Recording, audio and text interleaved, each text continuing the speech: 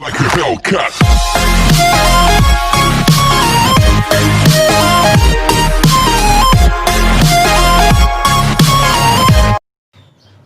नमस्कार student, welcome to Londhe S YouTube channel. तर आज आपण science part 1 page number 7 and 8 पाहणार आहोत. तर टॉपिक सुरू करायच्या आधी ज्यांनी चॅनलला सबस्क्राईब केलेत त्यांचे खूप आभार, आणि जर नवीन असाल तर चॅनल सबस्क्राईब करूया. चला तर सुरू करूया.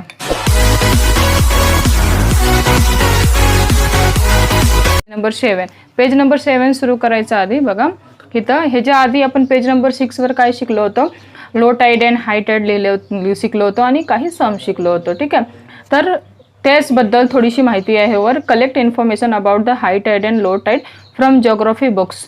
जी लो टाईड आणि हाय टाईड आहे त्याबद्दल तुम्ही जिओग्राफीच्या बुकमधून थोडीशी माहिती घ्या असं इथं सांगितलेलं आहे. आणि एखादं जर समजा पिकनिकच्या ठिकाणी गेला तर तिथं हाय टाईड आणि लो टाईड कसं होतं हेही तुम्ही बघून घ्या, जर त्याबद्दल तुम्हाला खूप नॉलेज पाहिजे असेल तर.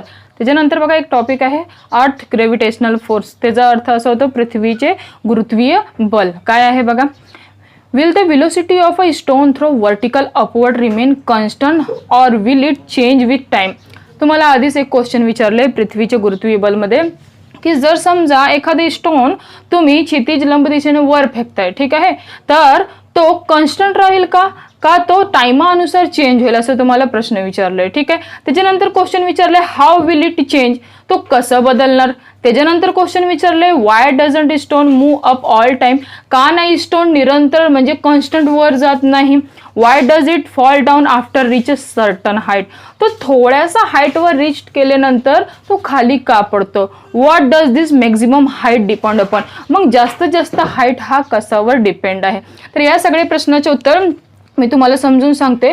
तर समजा तुम्ही एखादं स्टोन आहे ते तुम्ही जेव्हा वर फेकता तेव्हा ते काही वेळानंतर काय होतं की जेव्हा तुम्ही इनिशियल फोर्स जे जर जास्त लावला असेल तर त्या लेवलला त्या हाईटवर जाऊन तो काय होणार, परत एका क्षणाला तेवढ्या हाईटवर गेल्यानंतर तिथं तुमचे जे इनिशियल फोर्स लावलंय ते हळूहळू काय होतं, कमी होत जातं. फॉर एक्झाम्पल जसं समजा आपण अर्थपासून जेवढं वर जातो तेवढं ग्रॅव्हिटेशनल फोर्स काय होतो, कमी होत जातो. मग तिथं तुमचे जे इनिशियल फोर्स लावलंय तुम्ही, इनिशियल व्हेलोसिटी जे तुम्ही लावलंय हाताद्वारे त्या स्टोनला, ते हळूहळू कमी होतं आणि ते मग काही क्षणानंतर त्याची जी व्हेलोसिटी आहे तो बदलतो, 0 होतो. हाऊ विल इट चेंज, प्रश्न विचारलाय कसं बदलतो, तर असं बदलतो जेव्हा तुमची जे लावलेली फोर्स आहे ते संपते तेव्हा ते हळूहळू काय होतं, खाली यायला सुरू होतं. तिसरा क्वेश्चन विचारले की ते निरंतर वर का जात नाही. बिकॉज ऑफ, तुम्हालाही माहिती आहे की अर्थ ग्रॅव्हिटेशनल फोर्सने त्या स्टोनला आपल्याकडे काय करते, अट्रॅक्ट करते आहे, म्हणून तो निरंतर वर जाऊ शकत नाही.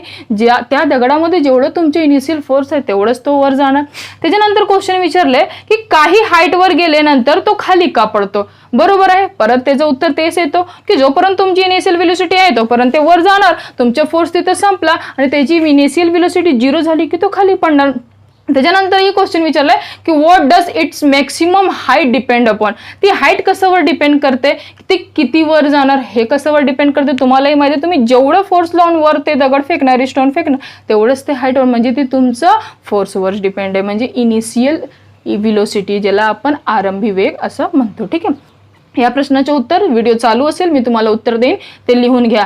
ह्याच्या आधी सायन्स तुम्ही शिकला असेल पण तुम्हाला इंटेक्स क्वेश्चनचे आन्सर ही येणं महत्त्वाचं आहे. का तर तुम्हाला माहिती आहे हल्लीच्या पेपरमध्ये ऍक्टिव्हिटी क्वेश्चन, इंटेक्स क्वेश्चन खूप विचारले जातात, म्हणून या 3-4 प्रश्नाचे उत्तर व्हिडिओ चालत असेल मी तुम्हाला देईन, ते नक्की नोट्स लिहून घ्या, ते खूप इम्पॉर्टंट आहे. ठीक आहे, त्याच्यानंतर बघा काय आहे, the earth attract every object near is toward it self because of gravitational force, की पृथ्वी प्रत्येक वस्तूला आपल्याकडे अट्रॅक्ट करते त्याच्या कारण आहे gravitational force. The centre of mass of earth situated is centre, आणि तुम्हालाही माहित आहे की जो पृथ्वीचे पूर्ण वस्तुमान आहे ते कुठं वसलेलं आहे, सिच्युएटेड कुठं आहे, त्याच्या केंद्रामध्ये आहे. ठीक आहे, so the gravitational force on any object due to the earth is always directed toward the centre of earth. कोणतीही वस्तू त्याच्या गुरुत्वीय बलाच्या दिशेने ते आपल्याकडे अट्रॅक्ट करते, पण कोणत्या दिशेने, आपल्या केंद्राच्या दिशेने, का तर फोर्स तिथूनच लागतो. Because of force on object fall vertical downward on earth, म्हणून एखादी वस्तू डायरेक्ट वर्टिकल डाऊनवर्ड म्हणजे क्षितिज लंब दिशेने खाली पडते. जसं की सर आयझॅक न्यूटनला तो ऍपल बरोबर पृथ्वीवरच सेंटरमध्ये पडताना दिसला होता, का तर सेंटरमधूनच पृथ्वीच्या ग्रॅव्हिटेशनल फोर्स अप्लाय होतं.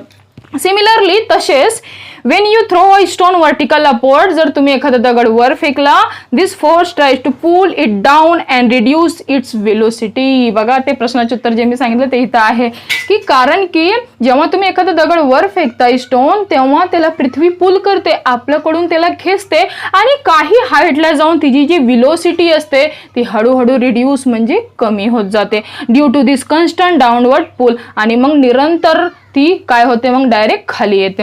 The velocity become zero after toward the centre of अर्थ अंडर इस इन्फ्लुएन्स. इन्फ्लुएन्स म्हणजे पृथ्वीच्या गुरुत्वाकर्षणाच्या प्रभावाखाली तो काय होतो, खाली येतो आणि त्याचे जे लावलेले इनिशियल वेलोसिटी आहे तो झिरो होऊन जातो. ठीक आहे. त्याच्यानंतर इथं बघा काही सॉल्ड एक्झाम्पल आहे. ह्याच्या आधी पण मी सॉल्ड एक्झाम्पलमधून एक तुम्हाला घेऊन दाखवलं होतं, पण इथं पण एक एक्झाम्पल विचारले, पण त्याच क्वेश्चनवर हा डिपेंड आहे. बघा काय question, calculate the gravitational force due to the earth on Mahendra in earlier example. Earlier example आपण काय शिकलो होतो की त्यामध्ये महेंद्र आणि विराटमध्ये बिटवीन देम त्यांच्यामध्ये जे एक म्हणतात ना एक किती डिस्टन्स आहे, तर किती ग्रेव्हिटेशनल फोर्स अप्लाय होतो अट्रॅक्टमध्ये, असं क्वेश्चन विचारलं होतं. पण इथं काय विचारलंय तुम्हाला, महेंद्र मधले आणि मास ऑफ अर्थ मधलं जे आहे ते ग्रेव्हिटी तुम्हाला इथे विचारलेली आहे. तर इथं आपण मास ऑफ अर्थ काय समजणार, तुम्हालाही माहिती आहे मास ऑफ अर्थची व्हॅल्यू जी आहेत M1 ची व्हॅल्यू ते नेहमी 6 × 10⁻24 kg असते. आणि रेडियस ऑफ अर्थ जे आहे म्हणजे पृथ्वीची जी त्रिज्याची व्हॅल्यू आहे हे व्हॅल्यू फिक्स असतो, हे तेच आहे आणि एक्झाममध्ये नेहमी आपण तेच फिलअप करतो. 6.4 × 10⁻6 m. ठीक आहे. आणि महेंद्रचा जो मास आहे ते तुम्हाला माहिती आहे, आधीच्या एक्झाम्पलमध्ये आपण पाहिलं होतं किती kg होतं, 75 kg होतं. आणि जे ग्रेव्हिटेशनल व्हॅल्यू आहे तेही मी तुम्हाला सांगितलं 6.6 × 10⁻1 आहे न्यूटन m² kg². ठीक आहे. हे जे मास आहे ते तसंच राहणार कॉन्स्टंट. पण इथं आपण कोणता आता फॉर्म्युला अप्लाय करणार, तर तेच फॉर्म्युला अप्लाय करणार. कोणता, F = G m1 m2 upon r² म्हणजे तिथं आपण डिस्टन्स स्क्वेअर म्हणजे रेडियस घेऊ शकतो. का तरी तर आपल्याला काय विचारलंय, मास ऑफ अर्थ विचारलंय ना, तर आपण मासमध्ये काय घेणार, आपण तिथं रेडियस म्हणजेच काय घेणार, आपण तिथं डिस्टन्स घेणार. तर आपण इथं आधी कशाची व्हॅल्यू भरली, आपण जी ची व्हॅल्यू भरली. ठीक आहे, दिसतो इथं. त्याच्यानंतर जी ची व्हॅल्यू भरली, त्याच्यानंतर महेंद्रचा जो मास आहे M1 ते आपण भरलं, त्याच्यानंतर M2 म्हणजे जे M1 म्हणजे आधी M2 भरलं, मग M1 का भरलं, का तर मास ऑफ अर्थ जो आहे तो इथं दाखवलेला आहे तुम्हाला, ते आपण इथं पुटअप केलं. आणि r² म्हणजे इथं रेडियस जे दिलेलं आहे त्याचे आपण काय केलं, स्क्वेअर केलं. आणि हे कसं सॉल्व्ह करायचे मी तुम्हाला आधी दाखवलंय. काय करायचं, जे आधी रेस2 आहे त्याची एक पेयर्स करायची आणि जे अंकांचे आहेत मल्टिप्लाय त्याच्या आधी एक पेयर्स बनवायचे म्हणजे जोडी बनवायची, त्या हिशोबाने सॉल्व्ह करायचं. मग महेंद्र आणि अर्थ ऑफ मासचा जो न्यूटन आहे तो इथं आलेला आहे. ठीक आहे. आता आपण युजर ब्रेन पॉवरमध्ये येऊ जरा. युजर ब्रेन पॉवर म्हणजे म्हणतात ना आपण जसं की थोडेसे आठवा, डोके चालवा, आधी आपण हे शिकलोय आधीच्या पानावर, तर थोडंसं डोकं चालवायचं. बघा काय आहे, according to Newton law of gravity every object attract every other object. न्यूटनच्या सिद्धांतानुसार, नियमानुसार की विश्वातील प्रत्येक वस्तू इतर प्रत्येक वस्तूला अट्रॅक्ट करते आपल्याकडे, हे आपण शिकलो. पण अजून काय क्वेश्चन विचारले बघा. थस काय विचारले, thus if the earth attract on a apple towards it self. जशी पृथ्वी त्या ऍपलला आपल्याकडे अट्रॅक्ट करते, the apple also attract the earth. तसंच तो ऍपल पण अर्थला आपल्याकडे अट्रॅक्ट करतो. तुम्हाला असं वाटत असेल की ऍपललाच फक्त पृथ्वी अट्रॅक्ट केला, नाही, ऍपल पण पृथ्वीला अट्रॅक्ट करतो. पण तुमच्या मनात एक क्वेश्चन, ते क्वेश्चन पुढे आहे बघा काय, अर्थ towards it self with the same force. त्याच बळाने ऍपल पण अर्थला त्याच फोर्समध्ये अट्रॅक्ट करतो आपल्याकडे. When then does the apple fall toward the earth. मग त्यावेळी ऍपलच का पृथ्वीवर पडला, but the earth does not move toward the apple. मग पृथ्वी का ऍपलकडे गेला नाही, का मूव्ह झाला नाही, तर त्याचा पण क्वेश्चनचा आन्सर आधी मी तुम्हाला समजून सांगते आणि जेव्हा व्हिडिओ चालू असेल त्या दरम्यान आन्सर येईल तेही तुम्ही लिहून घ्या इन टेक्स्ट क्वेश्चनचे आन्सर. तर मी थोडं एक्सप्लेन करते का गेला नाही. मला सांगा, ऍपलचा मास जास्त का अर्थचा मास जास्त? तुम्ही ऑब्व्हियसली म्हणणार नाही मॅडम अर्थचा मास जास्त आहे. तर ज्याचा मास जास्त त्याचे ग्रॅव्हिटेशनल फोर्स पण जास्त. मी तुम्हाला सांगितलं होतं मास डबल म्हणजे तिथे ग्रॅव्हिटेशनल फोर्स पण डबल.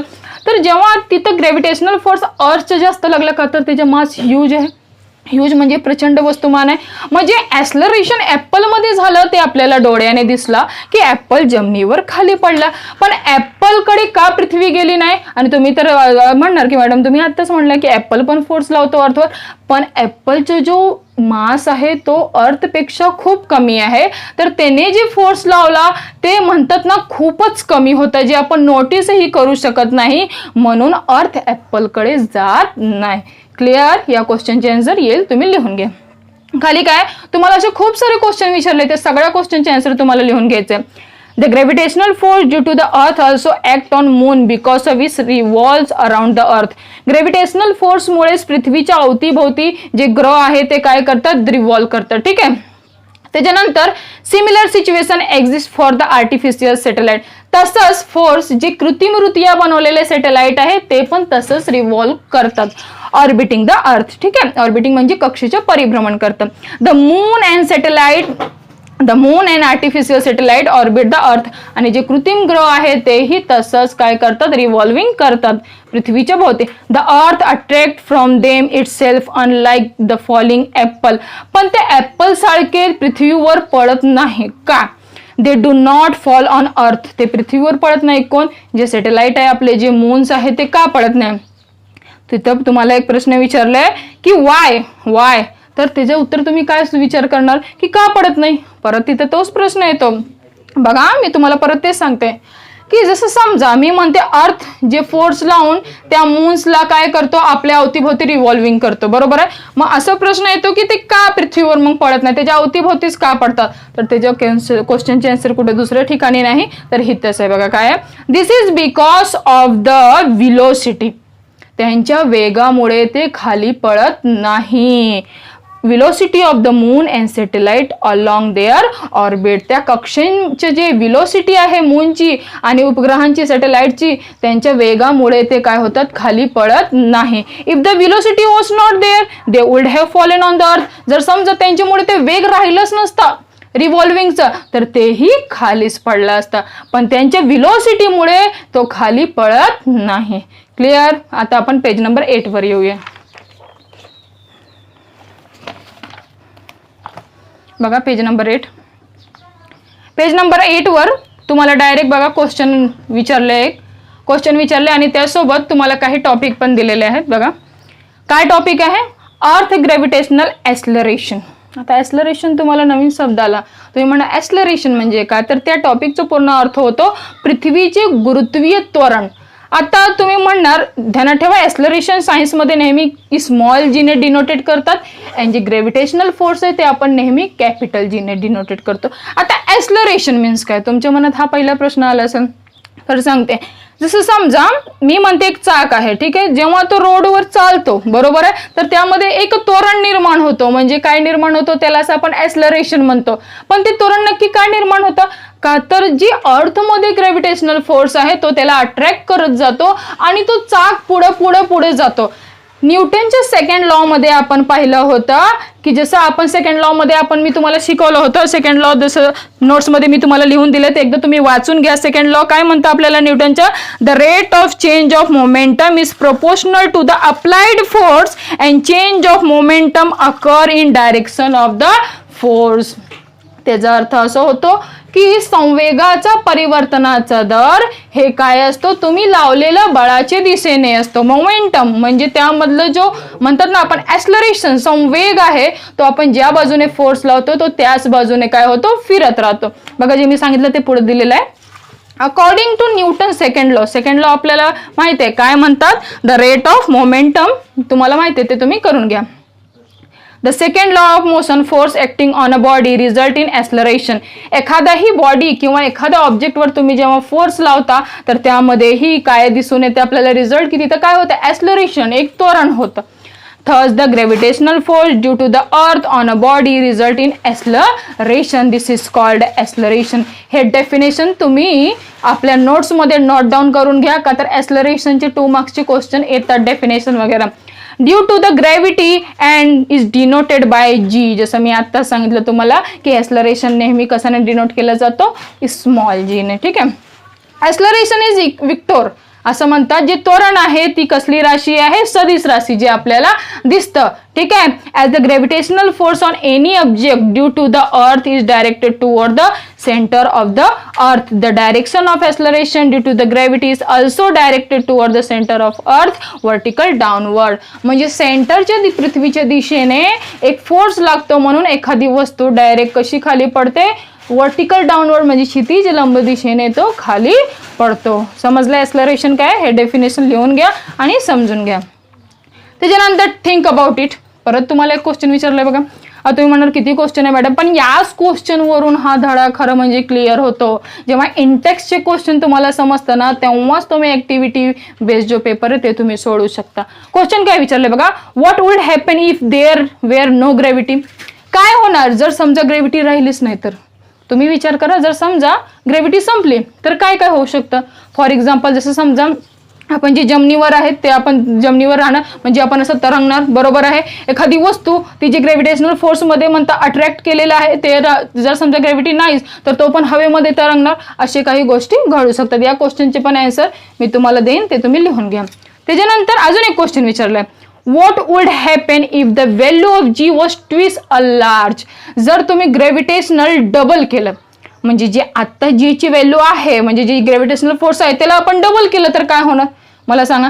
तर एखादी वस्तू जर समजा मी म्हणते की एक एक्झाम्पल घेऊ आपण, एखादी वस्तू आहे ती 10 किलोची आहे, पण इथे ग्रॅव्हिटेशनल डबल झाला तर ती 20 किलोचं होऊन जाणार. समजा एखादी वस्तू 100 किलोची आहे ती 200 किलोची होऊन जाणार. म्हणजे तिथं असा प्रश्न येतो की ते उचलायला आपल्याला खूप डिफिकल्ट जाणार. आणि एखाद्या वस्तूमध्ये ग्रॅव्हिटेशनल फोर्स जास्त असेल तर त्यामध्ये ॲक्सलरेशन ही थोडंसं कमी प्रमाणात होणार. ठीक आहे. ह्याचा आन्सर असा आहे. तर ह्याचा पण आन्सर व्हिडिओमध्ये येईल, तुम्ही लिहून घ्या. त्याच्यानंतर बघा काही फॉर्म्युला आहे ते आपण समजून घेऊ. Value of g on a surface of the earth. पृथ्वीच्या पृष्ठभागावर जी ची व्हॅल्यू नक्की काय आहे त्यासाठी एक चार्ट आहे पुढं पेज नंबर 9 वर एक चार्ट आहे. ते चार्ट खूप महत्वाचं आहे, ते आपण नेक्स्ट व्हिडिओमध्ये बघूया. पण आधी इथं आपण काय करू, काही फॉर्म्युला समजून घेऊया. F = GM small m upon r². आता तुम्ही म्हणणार, तुम्हाला मी सांगितलं कॅपिटल G म्हणजे ग्रॅव्हिटेशनल फोर्स आणि कॅपिटल M त्याला आपण कोणतं समजणार? द मास ऑफ अर्थ, पृथ्वीचे वस्तुमान समजणार. आणि जर स्मॉल m असेल तर तिथे एखादी व्यक्ती असेल किंवा एखादा ऑब्जेक्ट असेल. रेडियस स्क्वेअर, तिथे रेडियस स्क्वेअर जर मासचे विचारलं असेल तर तिथे रेडियस स्क्वेअर लिहा. जर एखाद्या वस्तूचे विचारलं असेल तर d² लिहा. ठीक आहे. त्याच्यानंतर इथं बघा स्मॉल जी. इथं स्मॉल जी म्हणजे काय तुम्हाला मी शिकवलं, ॲक्सलरेशन. जर समजा तुम्हाला कुठेतरी ॲक्सलरेशन विचारलंय, ग्रॅव्हिटी विचारली आहे की नक्की ते काय आहे, तर त्या ठिकाणी आपण हे फॉर्म्युला वापरणार. पुढे एक क्वेश्चन आहे, त्या क्वेश्चन याच फॉर्म्युलावर आपल्याला काय करायचंय, सोडवायचं आहे. ठीक आहे. जी ची व्हॅल्यू जसं मी तुम्हाला आधीच सांगितलं काय आहे ते इथं भरलेली आहे, दिसतोय. एम ची व्हॅल्यू म्हणजे अर्थ ऑफ मास, जे मी आधी क्वेश्चन मध्ये दाखवलं 6 × 10⁻⁴ ते आहे. आणि आरचे स्क्वेअर म्हणजे रेडियसची जी व्हॅल्यू आहे ते इथं भरलेलं आहे. ठीक आहे. हेच आहे हे फॉर्म्युला. पुढे काय बघा, कॅन यू टेल. तुम्हाला काही क्वेश्चन विचारलं, कॅन यू टेल म्हणजे थोडे आठवा म्हणजे किंवा थोडं सांगा. बघा काय क्वेश्चन विचारलंय, हे क्वेश्चन जरा सम्स मध्ये सोडवायचं आहे आपल्याला, तर जरा नीट बघा काय आहे. What would be the value of G on a surface of Earth if its mass was twice a large and radius half what it's now? असं विचारले की जर समजा जे G ची व्हॅल्यू आहे, ठीक आहे, पृथ्वीवर त्याच्या मास जर आपण दुप्पट केलं, ट्विस अ लार्ज म्हणजे त्याला आपण जर दुप्पट केला आणि रेडियस, इथं आपल्याला क्वेश्चन विचारले कॅन यू टेल म्हणजे सांगा. पाहू काय क्वेश्चन विचारले बघा. What would be the value of G on a surface of the Earth if its mass was twice as large and it is radius half of what is now? जर समजा जी surface of earth वर जे जी ची value आहे त्या ठिकाणी त्याचा मास जे आहेत, म्हणजे जे अर्थचं जे मास आहे त्याला ट्वाइस ॲज लार्ज, जर त्याला दुप्पट केलं, ट्वाइस जर इथे काय घ्यायचं आहे, दुप्पट केलं आणि त्याचे जे radius that means R J आहे त्याला आपण हाफ केलं तर काय होणार. तर आधी आपण सगळ्यात आधी काय करणार, ते काही फॉर्म्युला आठवणार. ठीक आहे. जसं मी आत्ताच एक फॉर्म्युला तुम्हाला सांगितलं होतं, आठवते का कोणता फॉर्म्युला इथं दिसतोय का? तर त्यामध्ये जे एम आहे तो काय आहे, अर्थ ऑफ मास, ह्याला आपल्याला काय करायचंय, दुप्पट करायचंय. आणि जे आर स्क्वेअर आहे त्याला आपल्याला काय करायचं, अर्ध म्हणजे हाफ करायचंय. तर या फॉर्म्युलेचा वापर करून आपण हे जे क्वेश्चन आहे ते आपण सोडून घेऊ. तर मी नोट्स काढले ते मी सोडून तुम्हाला दाखवते. जर हाफ झालं आणि मास जर थोडंसं दुप्पट झालं तर काय होणार. तर बघा इथं मी दिसते तुम्हाला, मी सोडवले. Can you tell page number 8 हे क्वेश्चन आहे. आणि जीची व्हॅल्यू मी तुम्हाला यासाठी लिहून दाखवले का तर इथं आपल्याला हेच विचारलं की what would be the value of g. तर जीची व्हॅल्यू काय होणार जर रेडियस हाफ झाला अँड मास डबल झाला. तर जीची व्हॅल्यू नेहमी तुम्हाला माहिती आहे नेहमी काय असते 9.8. ठीक आहे. तर इथं आपण काय केलं मास ऑफ अर्थ त्याला आपण डबल करायचं आहे, पृथ्वीच्या मासला डबल करायचं आहे. रेडियस त्याला आपण काय केलंय हाफ केलंय म्हणजे r/2 केलं. ठीक आहे. आपल्याला फाइंड आउट काय करायचंय ग्रॅव्हिटी ॲक्सेलरेशन म्हणजे स्मॉल जी आपल्याला फाइंड करायचंय. फॉर्म्युला कोणता वापरला आपण जीचा वापरला. ठीक आहे. जीचा फॉर्म्युला कोणता वापरणार स्मॉल जीचे g is equal to g capital M upon r². ठीक आहे. इथं बघा आता काय केलं आपण हे जे होतं ह्याला इथं जी मल्टिप्लाय M केलं अपॉन r² केलं. जी मल्टिप्लाय इथं मास किती आहे दुप्पट केलं. इथं जे r² आहे ते किती आहे हाफ आहे ह्याला आपण हाफ केलं आणि स्क्वेअर केलं. ठीक आहे. पुढे आता g is equal to g multiply 2m upon काय केलं आपण इथं आता इथं बघा स्क्वेअर आहे तर 2 स्क्वेअर इथं आपण 4 केला आणि rचं कधी स्क्वेअर होत नाही तुम्हालाही माहिती आहे जे वर्ड आहे ते तसंच राहतात हे असंच ठेवलं आपण. मग इथं क्वेश्चनमध्ये काय येणार जी मल्टिप्लाय 2m. ठीक आहे. आणि हे जे 4 आहे इथं कसं मध्ये आहे अपॉन मध्ये आणि हे मॅथ्सचे रूल आहे वर गेल्यानंतर तो काय होणार मल्टिप्लाय मध्ये ह्याला आपण वर घेतलं. ठीक आहे. तर इथं आता काय झालं मास इथं आपण काय बनणार 4 टू 8 मास किती होणार मग आपला 8 होणार म्हणजे जे 8 येणार व्हॅल्यू जी येणार ती कशाची व्हॅल्यू येणार नक्की जीची व्हॅल्यू येणार. ठीक आहे. तर इथं जर आपण 4 टू 8 काढलं तर उरतोय काय आपला तोच फॉर्म्युला उरतोय. कोणतं फॉर्म्युला उरतोय g is equal to GM upon r². तर जीची व्हॅल्यू तर आपल्याला मिळाली 8g पण आपल्याला हेही माहिती आहे की जीची व्हॅल्यू ही किती आहे आपण इथं लिहून ठेवले 9.8 हे पण ह्याच्यात ॲड करावं लागेल ना का तर जीची व्हॅल्यू विचारली आहे फॉर्म्युला पण आपण तेच वापरलंय. मग 8g मल्टिप्लाय आपण किती करणार 9.8 करणार. मग ती ग्रॅव्हिटी आहे कोणती ग्रॅव्हिटी ॲक्सेलरेशनची म्हणजे जेव्हा आपण रेडियस काय करणार हाफ करणार आणि मास डबल करणार तेव्हा आपलं उत्तर किती येणार हे मल्टिप्लाय केल्यानंतर 78.4 m/s². 8 time the original value of g. त्याचा अर्थ असा आहे की 8 पटीने जास्त व्हॅल्यू ऑफ जी येणार जर आपण रेडियस हाफ केला आणि मास डबल केला. तुम्हालाही माहिती आहे रेडियस हाफ झालं म्हणजे काय झालं पृथ्वीपासूनचं अंतर कमी झालं म्हणजे तिथं ग्रॅव्हिटेशनल फोर्स जास्त झाला. ग्रॅव्हिटेशनल फोर्स जास्त म्हणजे तिथं मास डबल झाला आणि तिथं जी ग्रॅव्हिटी आहे ते 8 पटीने काय झाली जास्त झाली. तर हे जे पूर्ण आहे तुम्ही व्हिडिओ स्टॉप करा आणि हे पूर्णपणे हे जे मी तुम्हाला सांगितलं हे नोट्स तुम्ही काढून घ्या. ठीक आहे. आता आपण पाहूया अजूनही काय आहे बघा काय आहे variation in value of g. त्याचा अर्थ असा होतो की जीच्या मूल्यात होणारे बदल. इथं जीचा अर्थ तुम्ही ते समजू नका ग्रॅव्हिटेशनल फोर्स इथं आपण याला ॲक्सेलरेशन समजायचं आहे. काय समजायचं आहे ॲक्सेलरेशन म्हणजे ग्रॅव्हिटेशनल फोर्समुळे जे ॲक्सेलरेशनची व्हॅल्यू असते तेही टाइमानुसार चेंज होते. कसं बघा जरा change along the surface of earth. काय आहे change along the surface of earth. त्याचा अर्थ असा होतो पृथ्वीच्या पृष्ठभागावरील बदल. आता बघा काय दिलं इथं टॉपिकमध्ये बघा will the value of g be same everywhere on the surface of on the अर्थ.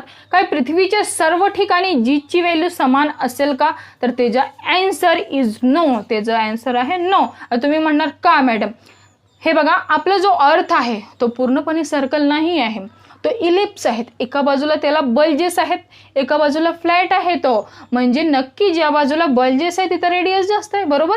रेडियस जिथं जास्त आहे तिथं ग्रॅव्हिटी म्हणजे जी ॲक्सेलरेशन आहे तिथं ग्रॅव्हिटेशनल फोर्स कमी झालं म्हणजे तिथं ॲक्सेलरेशन पण कमी होणार बरोबर आहे. आणि जिथं फ्लॅट आहे म्हणजे रेडियस तिथं काय आहे असं म्हणायला गेलं तर तिथं रेडियस कमी झालं फ्लॅटच्या ठिकाणी तर आपण असं म्हणू शकतो की तिथं आपलं जर रेडियस कमी झालं तिथं ग्रॅव्हिटेशनल फोर्स म्हणजे एक सरफेसच्या सर्व ठिकाणी जीची व्हॅल्यू आहे ते सेम नाही. The reason is that the shape of earth is not exactly spherical.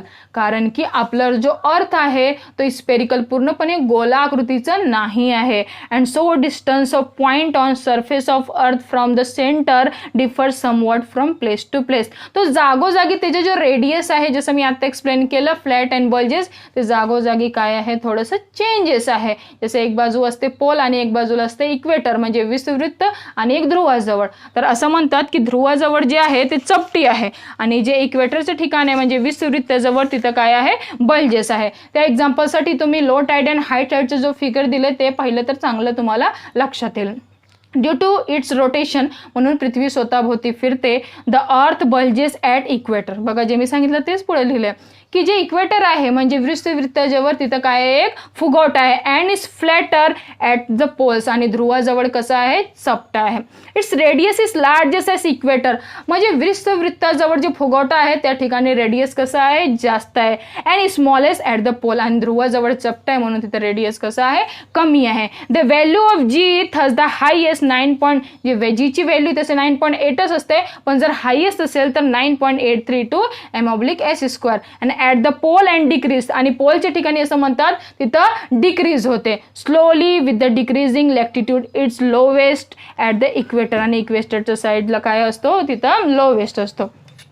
Change with height, second point आहे चेंज विथ हाईट, म्हणजे उंचीनुसार त्यामध्ये काय बदल होऊ शकतो. तर बघा जरा, as we go above the earth, as we go above the earth, जर आपण पृथ्वीच्या पृष्ठभागावरून वर गेलो, the value of r in equation number 5 increase and value of g decrease. आता व्हॅल्यू ऑफ जी डिक्रीज कसं होणार सांगते. पृथ्वीचे तुम्ही जसं जसं वर जाणार काय करणार, पृथ्वीचे जसं जसं तुम्ही वर जाणार तसंच तर ग्रॅव्हिटेशनल फोर्स कमी होणार. ग्रॅव्हिटेशनल फोर्स कमी झाली म्हणजे तिथे जो ॲक्सलरेशन आहे जीची स्मॉल जीची व्हॅल्यू आहे ते पण काय होणार हळूहळू कमी होत जाणार. हावेवर, परंतु the decrease in rather is small for heights which are small in comparison to earth radius. पण असं म्हणतात की जर स्मॉल ठिकाण असेल पृथ्वीचे कमी उंचीवर गेला तुम्ही तर जे डिक्रीज झालेलं आहे ते एवढं नसतात. पण जर समजा तुम्ही खूपच हाईटवर गेला तर तिथलं काय होतो रेडियस पण वाढतो. ठीक आहे. For example, remember that the radius of the earth is 6400 kilometre. आपण असं रिमेंबर करू की जो असं म्हणतात की जो पृथ्वीचे जो रेडियस आहे तो किती किलोमीटर आहे 6400 किलोमीटर आहे. If a aeroplane is flying, जर समजा एरोप्लेन उडते पण किती हाईटवर, ते at a height 10 kilometre above surface of earth, पण ते पृथ्वीपासून जर समजा 10 किलोमीटरच्या अंतरावर वर उडत असेल. ठीक आहे. पृथ्वीच्या हाईट इथं आपण किती मानलं 6400 किलोमीटर पृथ्वीवर, सरफेस ऑन अर्थ. पण सरफेस ऑन अर्थचं वर जर एरोप्लेन गेलं फ्लाइंग केलं 10 किलोमीटर जास्त फ्लाइंग केलं तर distance from earth surface changes from किती होणार 6410 होणार. ठीक आहे.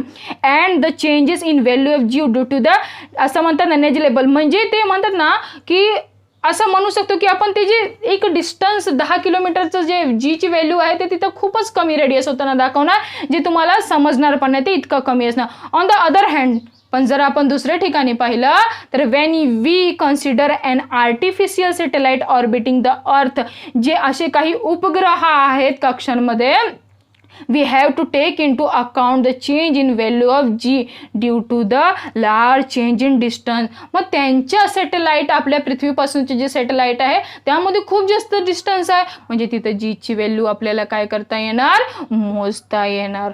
of the satellite from the center of the earth, some typical height and value of g, this height are given in the following table. मग असे वेगवेगळे हाईट वर गेल्यानंतर नक्की आपला ग्रॅव्हिटेशनल फोर्स जी आहे म्हणजे स्मॉल जीचे जे ग्रॅव्हिटी आहे ते किती असणार, हाईट किती असल्यावर कसं ते बदलतं, त्यासाठी तुम्हाला एक पेज नंबर 9 वर चार्ट दिलेला आहे. तर मी पेज नंबर व्हिडिओमध्ये सांगितलं पेज नंबर 7 आणि 8, पण ते चार्ट खूप महत्त्वाचं म्हणून ते पेज नंबर 9 वरचे मी तुम्हाला चार्टही दाखवते. हे चार्ट तुम्ही नोट्समध्ये बनवून घ्या आणि हे पूर्णपणे जेवढं शक्य होईल ते तुम्ही काय करा पूर्णपणे हे जर रट्टाच मारून घ्या आणि समजूनच घ्या. जर समजा आता मी सांगते सरफेस ऑफ अर्थ, जर पृथ्वीच्या पृष्ठभागावर हाईट किती असणार 0, का तर तो सरफेस ऑफ अर्थ आहे पृथ्वीच्या पृष्ठभागावर आहे, तर जीची व्हॅल्यू आपण शिकलो किती असणार 9.8, हे तर सेम आहे. पण जर समजा आपण माउंट एव्हरेस्टवर गेलो तर माउंट एव्हरेस्टवर काय होणार, तिथं हाईट आपली किती होणार 8.8 किलोमीटर होणार. मग तिथं जे जीची व्हॅल्यू आहे ते किती असणार 9.8. पण जर समजा आपण अजून उंच मॅक्सिमम हाईट रीच केली, जसं फॉर एक्झाम्पल मानवानिर्मित फुगेने, जसं फॉर एक्झाम्पल बलून वगैरे आहेत, इथं बघितलं लिहिलेलं आहे ना मॅन मेड बलून. ठीक आहे. मानवनिर्मित बनवले फुग्याने जर आपण खूप जास्त वर गेलो तर तिथं हाईट असणार किती 36.6 किलोमीटर हाईट असणार. आणि तिथे जो जीची व्हॅल्यू आहे ते काय होणार, कमी होणार. का कमी होणार, का तर आपण हाईटवर गेलो ना, इथं खूप जास्त हाईटवर गेलो. आणि त्याच्यापेक्षा जर आपण जास्त हाईटवर गेलो, जसं समजा आपण गेलो height of typical weather satellite म्हणजे अंतराळ यानाची कक्षामध्ये गेलो, तर तिथं आपली हाईट किती किलोमीटर होणार, 400 किलोमीटर होणार. आणि तिथं अजून ग्रॅव्हिटी कमी होणार, 8.7 होणार. आणि जर समजा अजून आपण हाईट ऑफ कम्युनिकेशन सॅटेलाइट, जर आपण दळणवळण उपग्रहांची कक्षामध्ये गेलो, कम्युनिकेशनचा अर्थ इथं लिहून घ्या, दळणवळण उपग्रहांची कक्षेमध्ये गेलो, तर आपली जी हाईट आहे ती किती असणार, इथं बघा लिहिलेलं आहे.